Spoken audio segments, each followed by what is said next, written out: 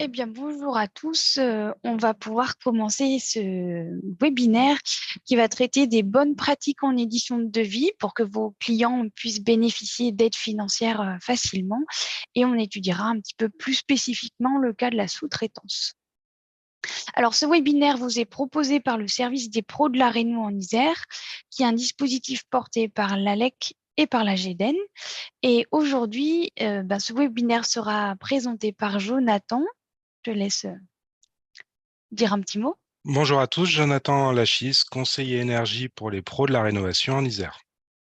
Voilà, et Réjeanne Michel, donc je fais à peu près le même travail. Donc nous sommes en direct sur Zoom et sur YouTube. Si vous ne voulez pas que votre visage apparaisse, pensez d'ores et déjà à bien couper la caméra. À l'issue de la présentation, on vous enverra le PowerPoint et le lien pour revoir cette vidéo sur notre site. Alors, pourquoi parler des devis? Eh bien, parce que c'est vraiment l'élément clé qui va permettre, qui est au fondement, aux conseillers d'accompagner les particuliers et aux instructeurs d'étudier les dossiers de demande d'aide. Et pourquoi la sous-traitance? Parce que c'est une configuration assez commune dans le secteur du bâtiment et qui nécessite une certaine vigilance administrative. Alors, donc on verra un peu d'abord le panorama des aides financières qui existent, puis les devis, et on vous présentera l'outil Vérif Devis qui a été mis en place par nos services pour vous aider à faire des devis conformes qui passent du premier coup au niveau des aides. Alors commençons par ces aides financières. Le panorama est assez large, mais en gros, on peut quand même distinguer trois grandes catégories. D'abord, l'aide de l'État avec la plus connue MaPrimeRénov' et les autres aides de l'Agence nationale de l'habitat, l'éco-prêt à taux zéro, donc pour la rénovation énergétique, et le taux de TVA réduit.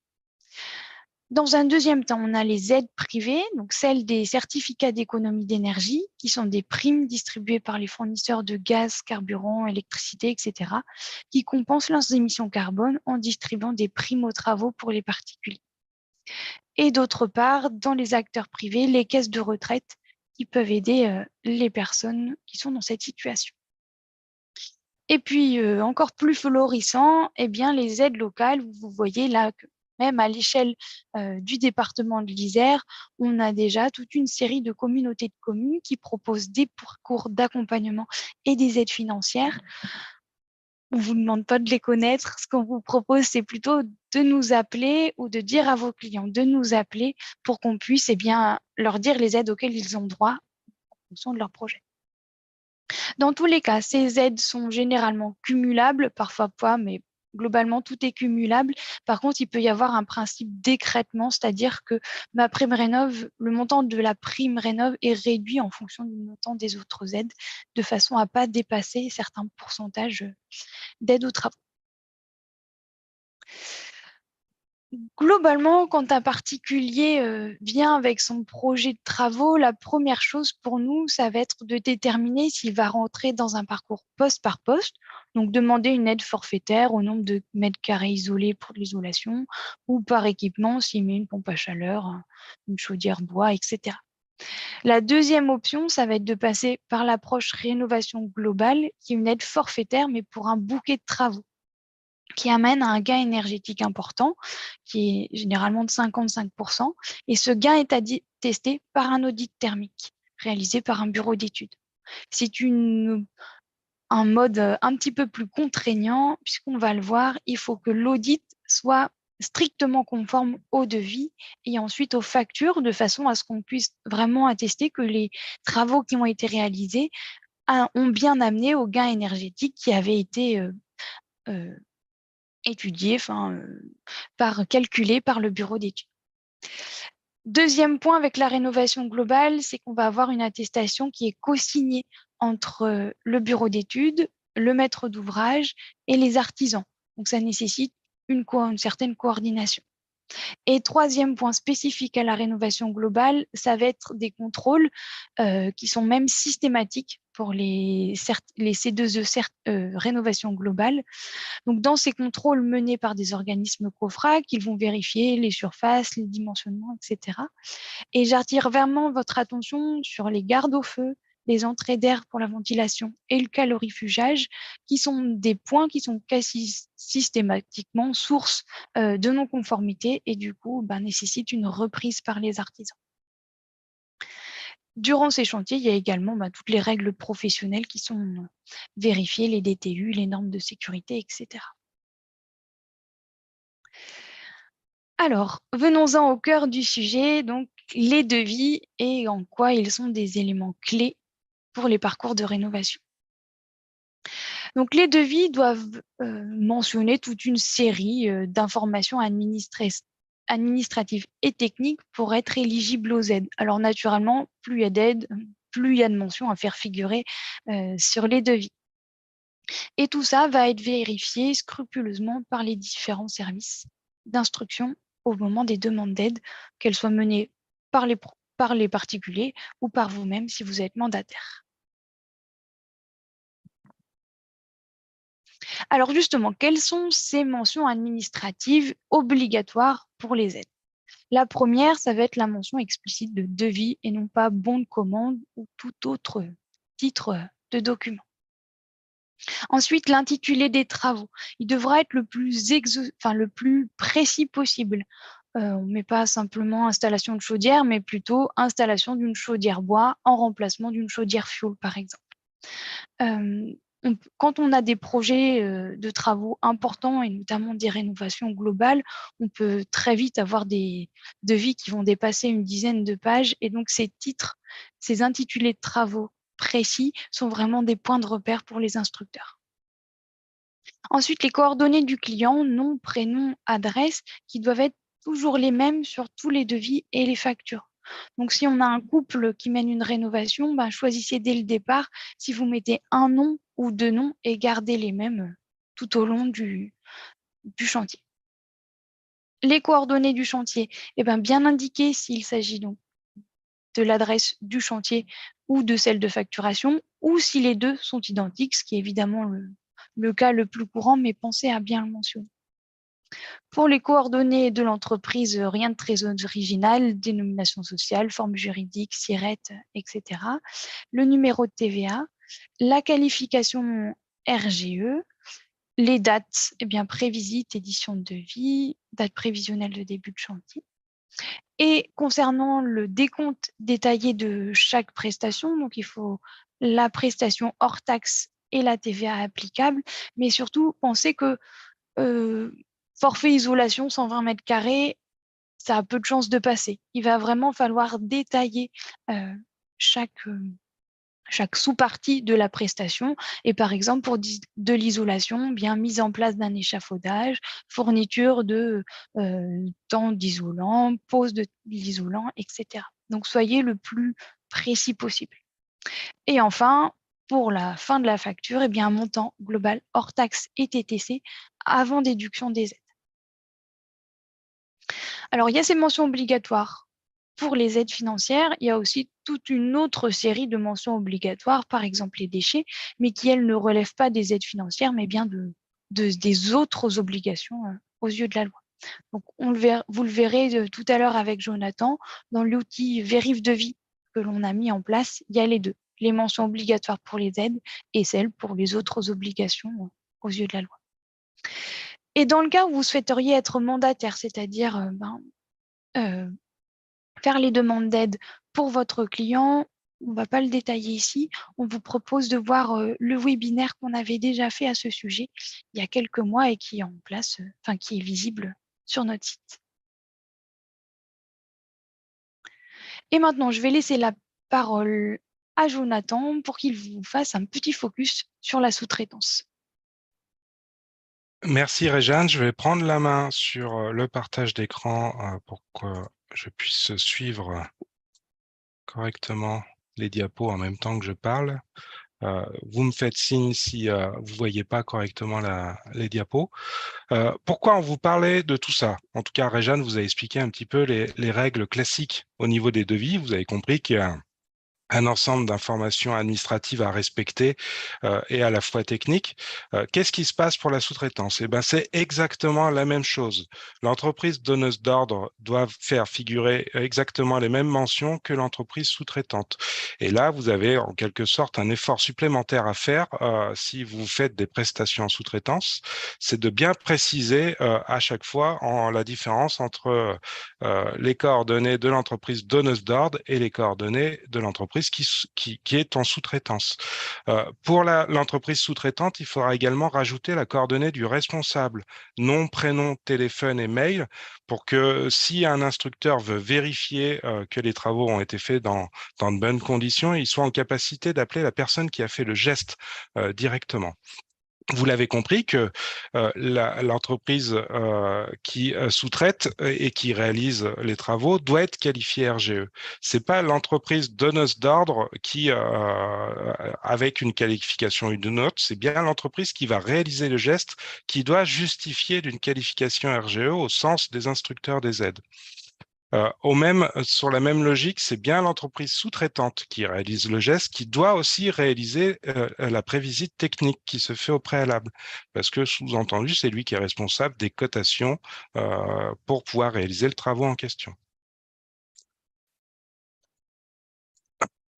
Si je continue et avec un petit focus pour rapport au poste d'isolation autour de l'enveloppe du bâtiment, pour qu'un poste d'isolation soit éligible aux aides financières, il faut que votre devis respecte au moins 3 critères. S'il manque un de ces critères, ça ne passera pas. Le poste de travaux ne sera pas éligible aux aides, à savoir la fourniture d'un complexe d'isolation, laine ou panneau, quelle que soit la forme de l'isolation, qui est adaptée au support où il va être posé, son système de fixation entre une ossature bois ou entre une ossature métallique, mais ça peut être également chevillé et collé dans le cadre d'isolation par l'extérieur. Et il ne faut pas oublier le parement, la finition de cet isolant qui va être au sens des instructeurs des aides, la couche qui va protéger l'isolant, à savoir l'enduit ou des plaques de plâtre pour l'isolation par l'intérieur. Il faut bien respecter ces 3 critères parce que sinon le poste il va pas être éligible. Vous comprendrez bien que si une entreprise sous-traitante intervient que à la mise en place des plaques de plâtre pour finir l'isolation intérieure, il va falloir en faire en sorte que cette entreprise, le plaquiste en l'occurrence, soit qualifiée RGE, sinon l'ensemble du poste ne sera pas éligible à l'aide. J'insiste dessus parce que beaucoup de dossiers aujourd'hui arrivent dans notre service et sont retoqués auprès des instructeurs MaPrimeRénov' comme les certificats d'économie d'énergie parce qu'il était souvent d'usage de faire intervenir les clients pour qu'ils puissent faire eux-mêmes le placo pour finir les travaux d'isolation et d'amélioration de l'habitat. Aujourd'hui, ça ne passe plus. Les instructeurs contrôlent ces 3 aspects-là, avec la particularité que si vous avez l'habitude de travailler avec des entreprises sous-traitantes, il va falloir qu'ils justifient des qualifications RGE pour que ça fonctionne avec les aides. Je vais vous montrer très rapidement l'outil Vérif Devis pour justement vous puissiez y voir clair. Encore une fois, faites-nous signe si vous n'arrivez pas à voir. L'outil Vérif Devis est disponible sur notre site Internet. Vous arrivez à cette page d'accueil. Alors, ne prenez pas garde de cet encart. Là, c'est plutôt réservé pour des conseillers, des maîtres d'œuvre, des personnes qui accompagnent des chantiers globalement. Vous pouvez rajouter le nom des clients parce que vous avez la possibilité d'imprimer des rapports. Ça permet de faire des suivis avec les clients, justement, si le devis doit être amélioré. Vous, ce qui vous incombe, c'est de choisir le poste de travaux dans lequel vous allez réaliser des travaux. Choisissons les combles perdus, par exemple. Là, à partir de là, ça vous ouvre un ensemble de mentions en format checklist. C'est assez simple, hein. Vous avez la partie administrative que Réjeanne vous a présentée. Et ben, il va falloir, en regardant votre devis, vérifier si toutes ces informations apparaissent sur votre devis.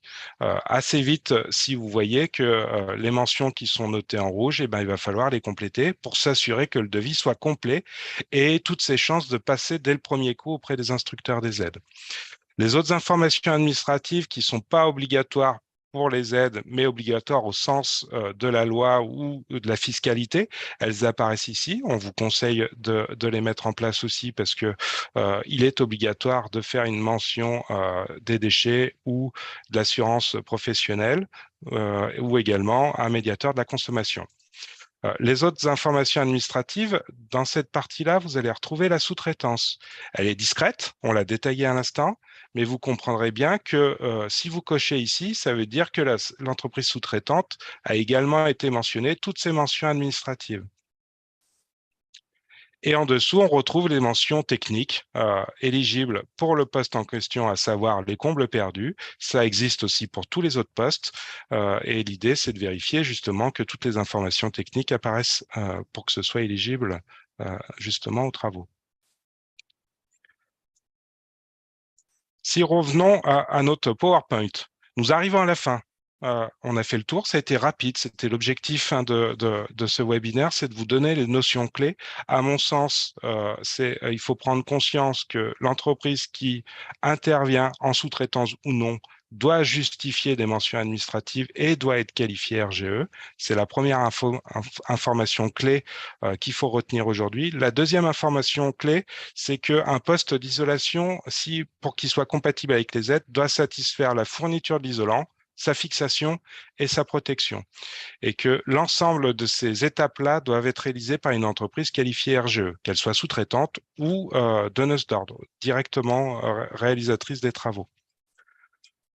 À savoir que si vous avez des questions plus précises, vous pouvez appeler le service des pros de la rénovation, un service disponible pour l'ensemble de l'Isère, pas uniquement à Grenoble. C'est un service qui se décompose en 3 directions. La hotline téléphonique où vous pouvez joindre un conseiller spécialisé dont nous faisons partie avec Réjeanne. C'est une hotline téléphonique qui est ouverte du lundi au vendredi.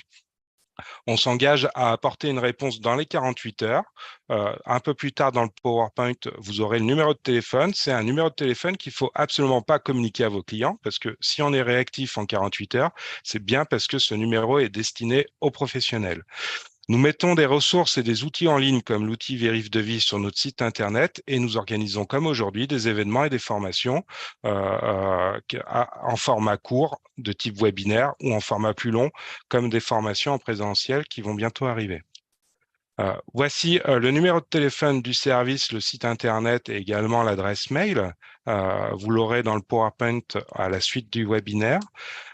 Petite info pour aller plus loin, à savoir que toutes les mentions qu'on a discutées ensemble, on va les poursuivre plus dans le détail sous forme de 2 formations qui vont être organisées le 4 octobre. À Saint-Martin-d'Air, il y en aura une qui va traiter spécifiquement des aides financières à la rénovation énergétique et l'autre qui va traiter des bonnes pratiques en édition de devis. Et je vous assure que pour l'une comme pour l'autre thématique, c'est pas si mal de prendre 2 heures pour vraiment rentrer dans le détail et répondre aux cas particuliers. Si vous ne pouvez pas vous inscrire aux formations du 4 octobre, nous les reproduisons au mois de novembre. On vous invite à regarder l'agenda sur notre site Internet où tous les formulaires d'inscription sont disponibles. Je vous remercie pour votre attention et je repasse la main à Réjeanne qui va coordonner les questions-réponses. On t'entend pas, Réjeanne. Vous pouvez poser vos questions soit sur le chat, soit en ouvrant votre micro et en la posant directement. On est à votre écoute.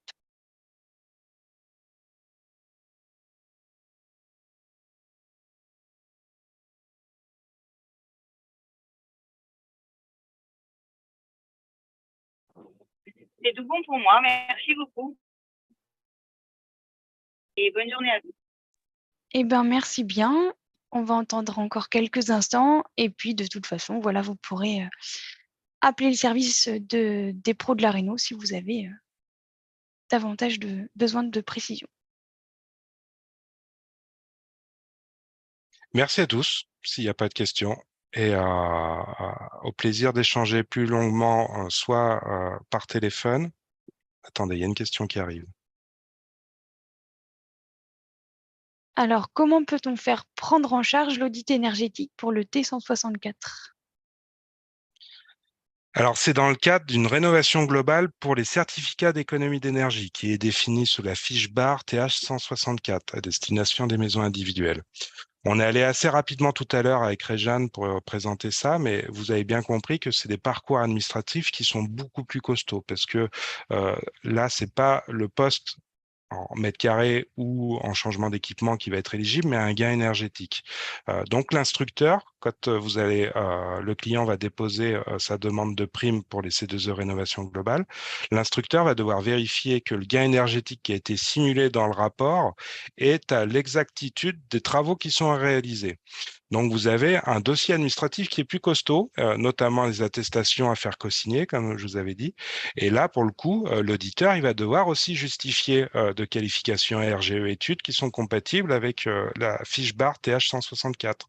Donc, si vous voulez sous-traiter cette tâche-là, c'est tout à fait possible, mais au même titre qu'une entreprise qui réalise de l'isolation, il va falloir mettre toutes les mentions qui sont clés dans le devis et la facture, et il va devoir avoir un rapport qu'il édite. Le rapport, il ne va pas pouvoir être édité au nom de l'entreprise donneuse d'ordre. Ça va dépendre du contrat de sous-traitance que vous avez avec le bureau d'études. C'est bien le bureau d'études qui va réaliser son rapport parce que c'est lui qui engage sa responsabilité en tant que thermicien.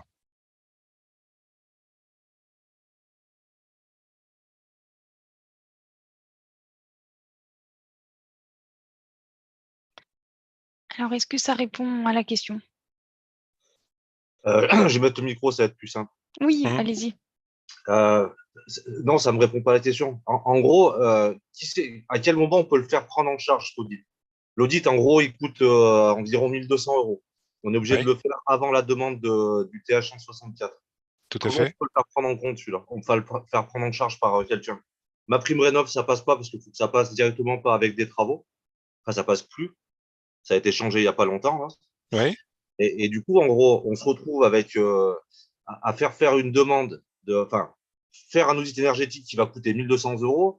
Si on est avec des gens qui sont en grand précaire, comment on fait pour faire payer 1 200 € qui ne sont pas pris en charge direct? Ok, j'avais pas compris que c'était comment obtenir des aides pour financer l'audit énergétique.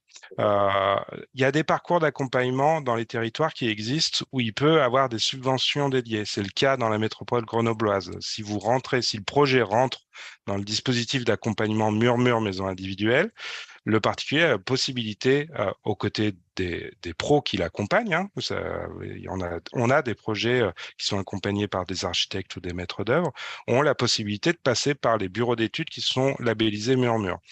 En partant de ce biais-là, il y a une subvention qui est derrière. Ça permet justement de réduire les coûts.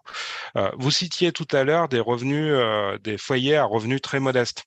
Là, il s'avère que pour les foyers modestes et très modestes, le parcours en rénovation globale, que ce soit du côté MaPrimeRénov' au C2E, vont être centralisés par l'opérateur ANA qui est défini dans le territoire en question. Dans la métropole grenobloise, c'est Solia. Je sais que dans le Nord-Isère, il y a Urbanisme et c'est lui qui met justement à disposition un conseiller énergie qui va faire le travail d'audit énergétique nécessaire pour obtenir MPR rénovation globale qui s'appelle en fait MPR Sérénité, et en même temps faire le nécessaire pour obtenir les C2E en rénovation globale avec la fiche barre TH 164. Ça, c'est récent parce que il y a quelques mois en arrière, les C2E n'étaient pas cumulables avec MPR Sérénité. Mais là, il faut orienter le projet et le client vers le bon interlocuteur. Pour ces foyers-là, ce sera l'opérateur ANA du territoire. Après, pour répondre à votre question, parce que vous allez me dire que je tourne autour du pot, la prise en charge de l'audit pour MPR, pour MaPrimeRénov', effectivement, il ne finance pas de prestations audit, en tout cas d'une aide supplémentaire ici, si c'est pas adossé à un poste de travaux. Pour les audits énergétiques, ils acceptent que la facture soit faite avant la demande d'audit. Il y a une dérogation.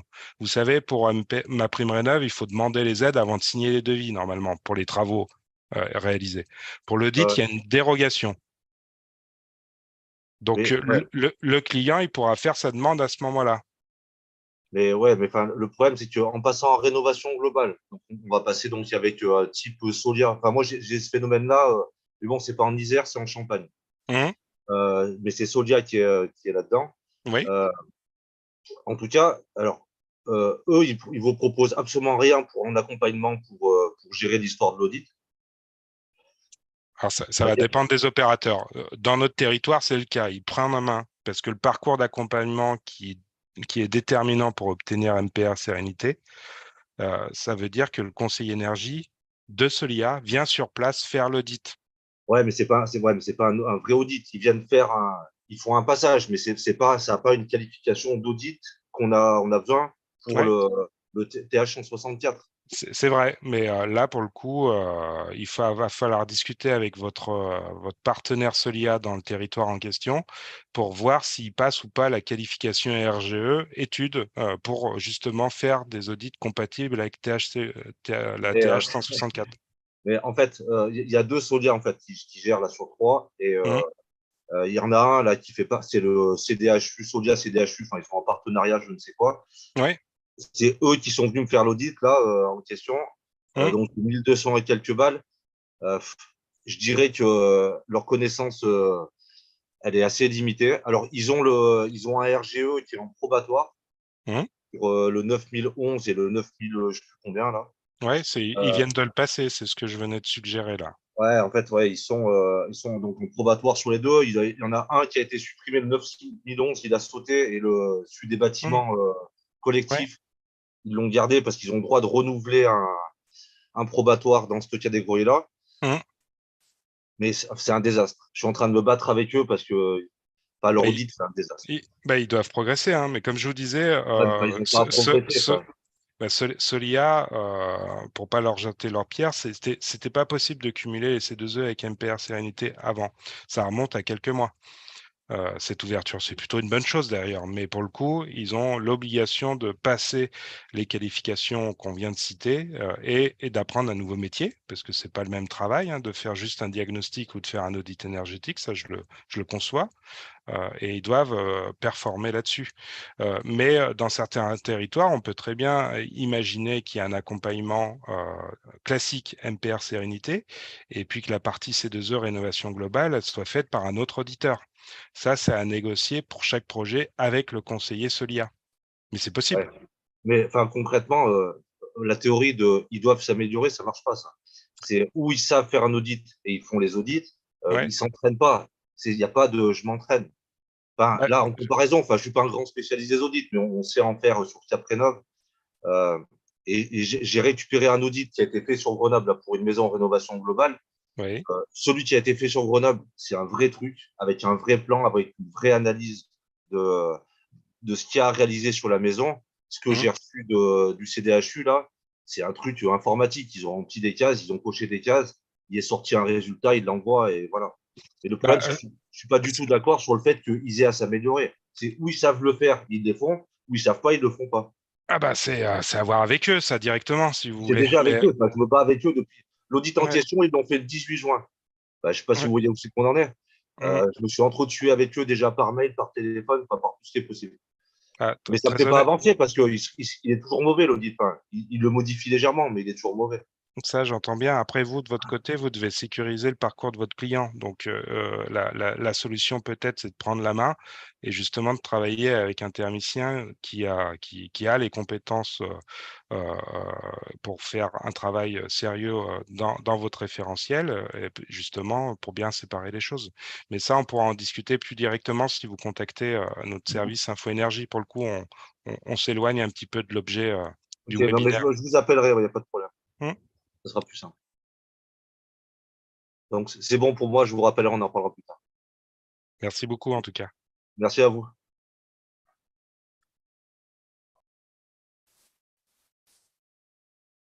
Est-ce que vous avez des questions supplémentaires qu'on n'aurait pas réussi à aborder lors du webinaire?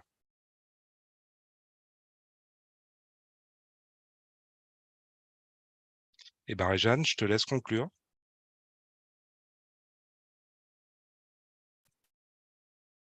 On t'entend pas. Donc, on vous envoie le PowerPoint et bientôt le lien pour revoir cette vidéo. Et n'hésitez pas à vous inscrire aux formations si vous le souhaitez. Voilà, très bonne journée à tous.